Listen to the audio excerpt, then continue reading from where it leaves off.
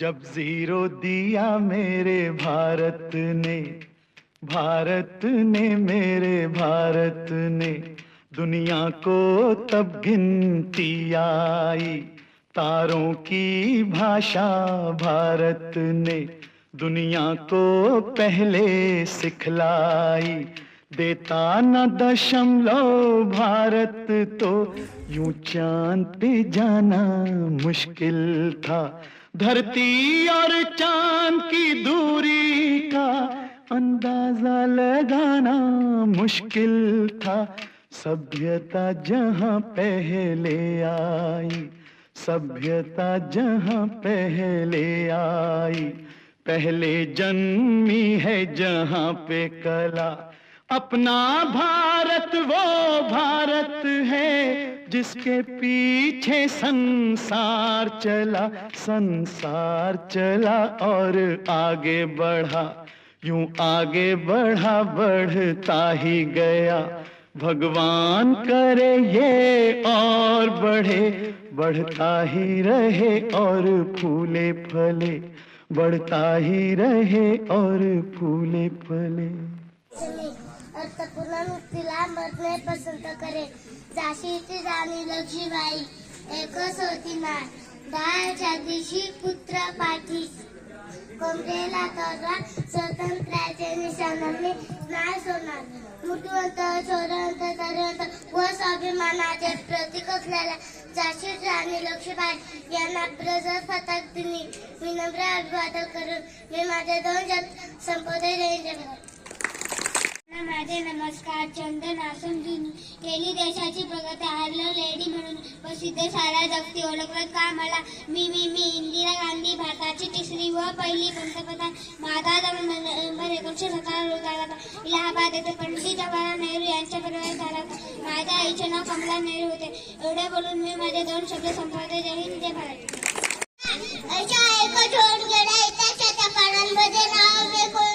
शिवाजी महाराजांच्या आईचे नाव जिजाबाई वडिलांचे नाव शिवाजी राजे भोसले होते.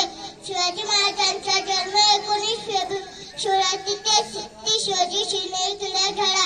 शिवाजी महाराजांनी हिंदी व शिवाजीची स्थापना केली म्हणून लोक शिवाजी महाराजांना छत्रपती शिवाजी महाराज म्हणू लागले. एवढं बोलून मी माझ्या 2 शब्द संपवतो. जय शिवराय.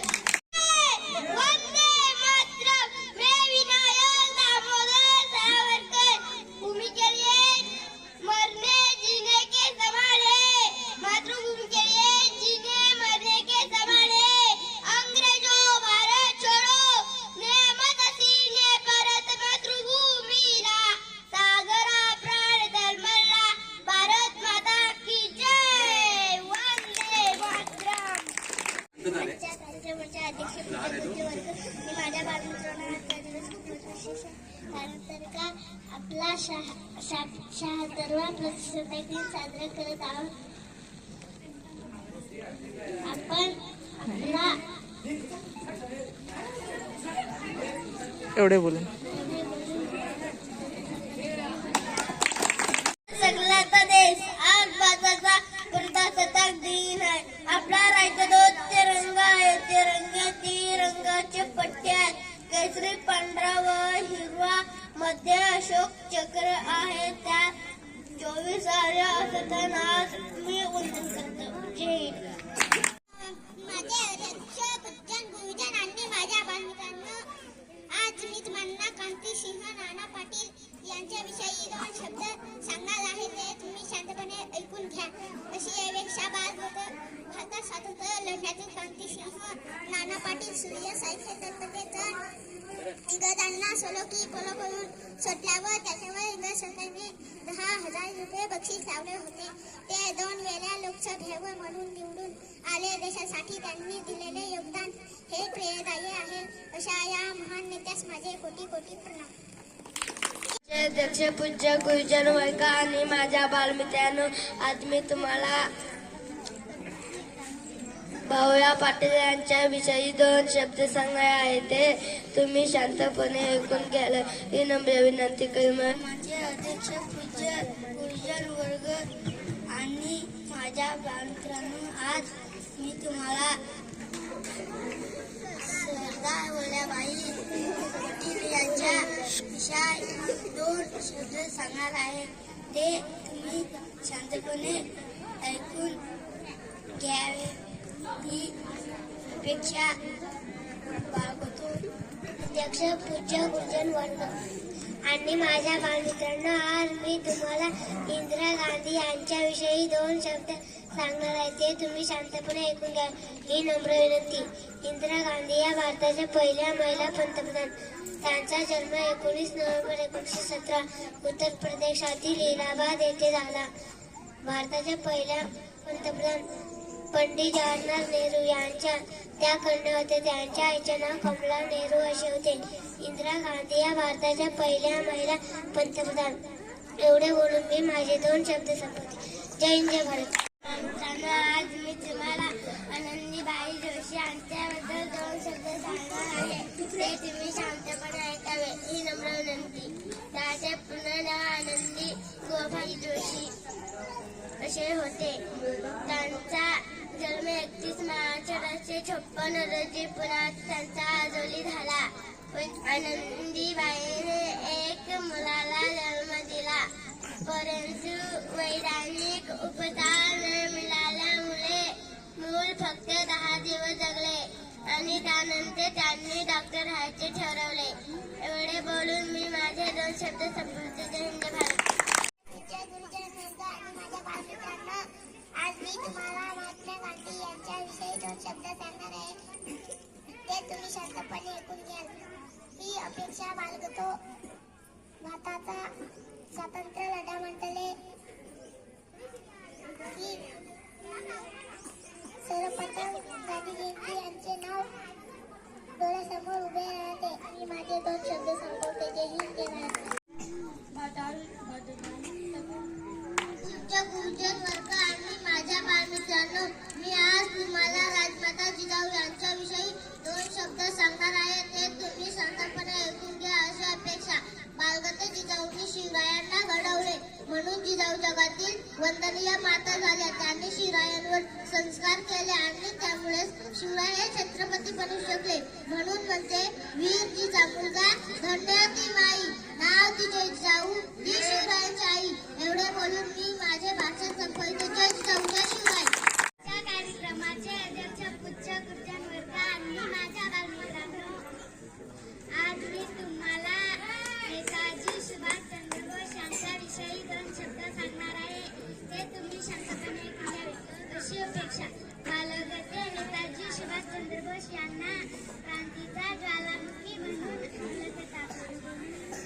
एवढे बोलून मी माझे दोन शब्द संपवते. जय हिंद, जय भारत. अध्यक्ष महोदय, पूजा गुरुजन आणि माझ्या बालमित्रांनो, आज मी तुम्हाला सावित्रीबाई फुले यांच्याबद्दल दोन शब्द सांगणार आहे ते तुम्ही शांतपणे ऐकून घ्या ही नम्र विनंती. सावित्रीबाई फुले यांचा जन्म 3 जानेवारी 1831 रोजी सातारा जिल्ह्यातील नायगाव या गावी झाला. त्यांना भारताच्या पहिल्या स्त्री शिक्षिका म्हणून बहुमान मिळाला. त्या म्हणतात इंग्रजी माऊली, इंग्रजी वैखरी, बहुजनांची इंग्रजी शिकवली, जातीभेद फेकून या भार उडा. त्यांनी आपल्यासाठी अंगावर शेत मातीत चिखल दिला. त्यांच्या विचारांवर आपण चाललो पाहिजे अशा या माऊलीला मी कोटी कोटी प्रणाम करते. एवढे बोलून माझे भाषण संपवते. जय ज्योती, जय क्रांती.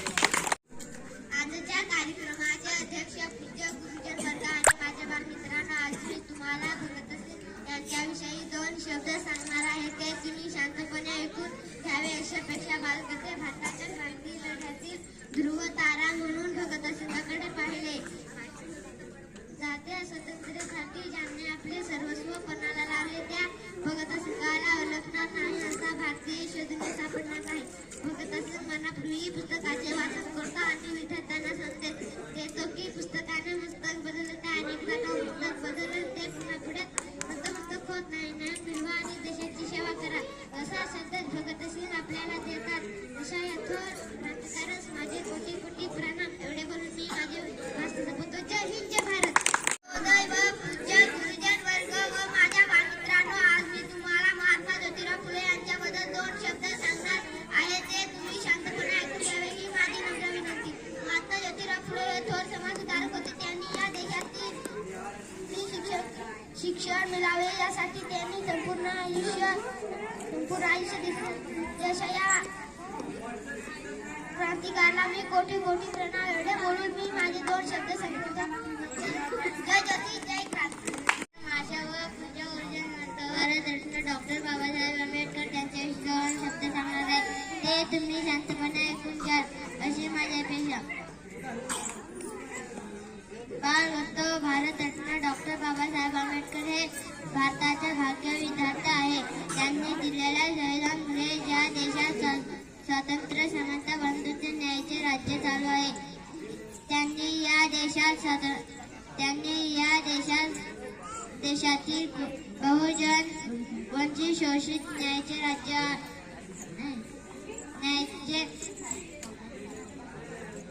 हक्क आणि अधिकार मिळवून दिले.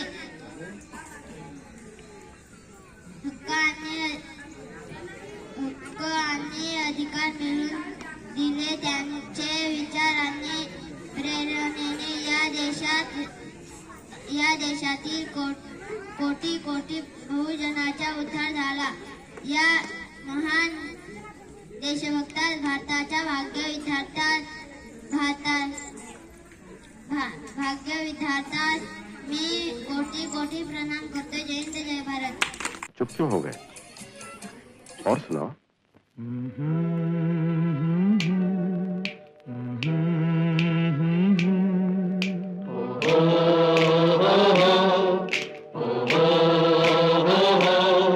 है प्रीत जहां की रीत सदा,